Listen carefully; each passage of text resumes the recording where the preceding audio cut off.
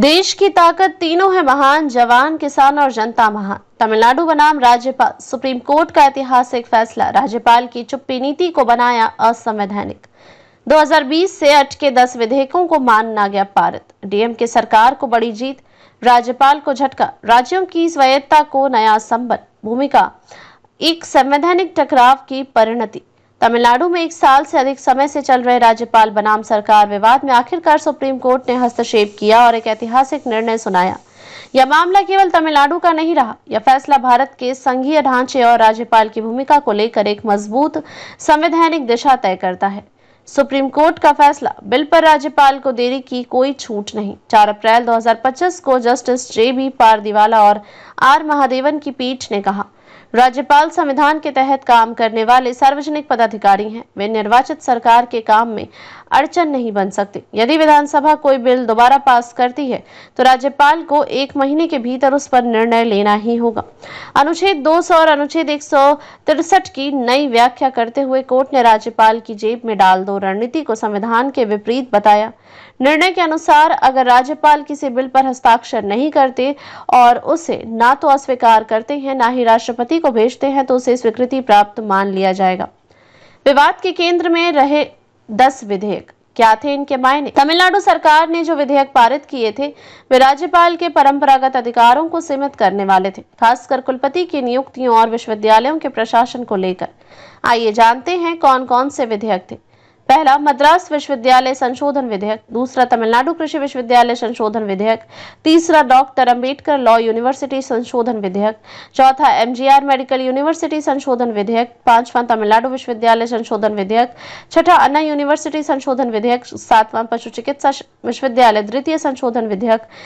8वां, सिद्धा medical university की स्थापना विधेयक। 9वां, तमिलनाडु फिशरीज यूनिवर्सिटी विधेयक AIADMK काल 2020। 10वां, पशु चिकित्सा और पशु विज्ञान विश्वविद्यालय संशोधन AIADMK काल। इनमें से अधिकांश में कुलपति की नियुक्ति का अधिकार राज्यपाल से हटाकर राज्य सरकार को दिया गया था। अन्य लंबित निर्णय, कैदी रिहाई, TNPSC नियुक्तियां और भ्रष्टाचार मामलों की स्वीकृति। राज्य सरकार ने कोर्ट को बताया कि राज्यपाल 50 से अधिक कैदियों की रिहाई पर मंजूरी नहीं दे रहे थे, जिनमें 38 फाइलें मुस्लिम कैदियों की थीं। तमिलनाडु लोक सेवा आयोग TNPSC में आवश्यक नियुक्तियों को रोक रहे थे। आयोग में 14 सदस्य होने चाहिए थे, लेकिन केवल 4 कार्यरत थे। भ्रष्टाचार के आरोपों का सामना कर रहे पूर्व मंत्रियों और विधायकों के खिलाफ अभियोजन की अनुमति देने में भी देरी कर रहे थे। राज्य सरकार ने इस देरी को मालाफाइड यानी दुर्भावनापूर्ण शक्ति का दुरुपयोग करार दिया। राज्यपाल रवि ने क्यों लौटाए बिल और क्या हुआ फिर? सुप्रीम कोर्ट की प्रारंभिक नाराजगी के बाद राज्यपाल ने नवंबर 2023 में सभी 10 विधायकों को लौटा दिया। इसके तुरंत बाद विधानसभा ने 18 नवंबर को विशेष सत्र बुलाकर इन्हें पुनः पारित कर दिया। स्पीकर M अप्पावू ने कहा था, अब राज्यपाल को इन पर दस्तखत करने की ही होंगे। राजनीतिक प्रतिक्रिया, DMK और विपक्ष की प्रतिक्रिया। मुख्यमंत्री M.K. स्टालिन ने विधानसभा में कहा, यह केवल तमिलनाडु नहीं बल्कि संविधान, संघवाद और राज्य अधिकारों की जीत है। राज्यपाल जो चुनी हुई सरकार के फैसलों में बाधा बने, उन्हें संविधान माफ नहीं करता। वरिष्ठ वकील P. विल्सन, जो सरकार की ओर से पेश हुए, ने कहा, अब यह साफ है कि राज्यपाल कोई राजा नहीं है, वे कैबिनेट की सलाह मानने के लिए बाध्य है।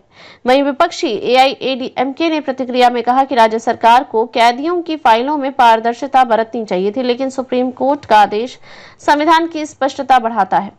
राष्ट्रीय स्तर, अन्य राज्य भी राहत की उम्मीद में। केरल, पंजाब और तेलंगाना ने भी इसी तरह की याचिकाएं सुप्रीम कोर्ट में दाखिल की हैं। यह फैसला राज्यपालों की मनमर्जी पर लगाम लगाने में मदद करेगा और भविष्य के संवैधानिक संकटों को रोकने की मिसाल बनेगा। निष्कर्ष, एक ऐतिहासिक मोड़। सुप्रीम कोर्ट का यह फैसला स्पष्ट करता है कि राज्यपाल का पद रबर स्टैंप नहीं परंतु लोकतंत्र का संवैधानिक सेवक है। यह निर्णय भारत के संघीय ढांचे, राज्य सरकारों के अधिकारों और लोकतंत्र की मूल भावना को पुनः स्थापित करता है। अधिक अपडेट के लिए लाइक, शेयर और सब्सक्राइब करना ना भूलें।